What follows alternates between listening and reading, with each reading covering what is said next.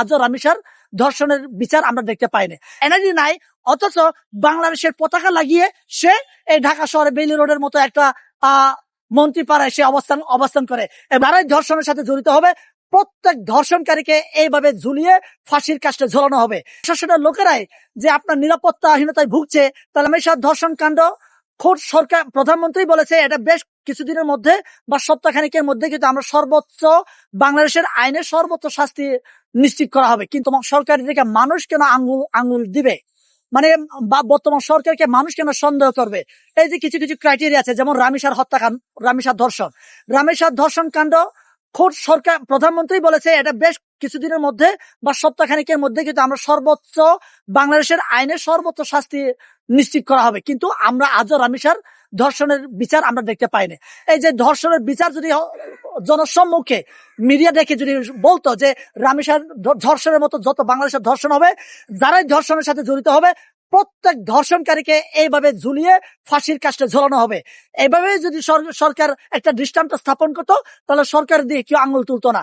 তেমনি যে আপনি যে প্রশ্ন করছেন বাংলাদেশে যদি প্রশাসনের লোকেরাই যে আপনার নিরাপত্তাহীনতায় ভুগছে, তাহলে সাধারণ জনগণ মানে কতটুকু নিরাপদ আছে, এই বিষয়গুলো আসলে আমাদের মনে প্রশ্ন তৈরি হয়েছে।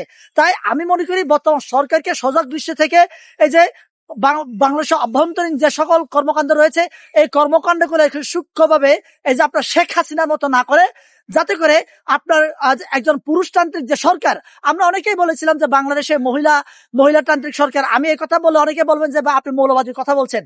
নো, মৌলবাদের কথা বলছি না। আমরা অনেকে এটা বিশ্বাস করি যে পুরুষতান্ত্রিক সমাজে পুরুষরাই মানে একটু সবকিছু এগিয়ে থাকে এরকম মনে করি।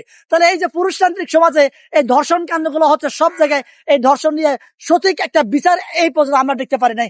তেমনি পাশাপাশি এই যে আমরা এই যে আপনার আমাদের পার্বত্য চট্টগ্রামের কথা যদি বলি, পার্বত্য চট্টগ্রামে আমরা শেখ হাসিনাকে তাড়িয়েছি, আমরা ভারতের বিরুদ্ধে কথা বলি, কিন্তু এই পার্বত্য চট্টগ্রাম থেকে সেই আপনার যার কিনা আইডি কার্ড নাই, সন্তুলার মা, আপনারা সকলে হয়তো নাম শুনেছেন সন্তুলার মা, এই সন্তুলার মা ভোটার কার্ড নাই, কিন্তু ভোটার এনার্জি নাই, অথচ বাংলাদেশের পতাকা লাগিয়ে সে এই ঢাকা শহরে বেইলি রোডের মতো একটা মন্ত্রী পাড়ায় সে অবস্থান করে এবং বিভিন্ন মিডিয়াতে সে বাংলাদেশের বিরুদ্ধে কথা বলে।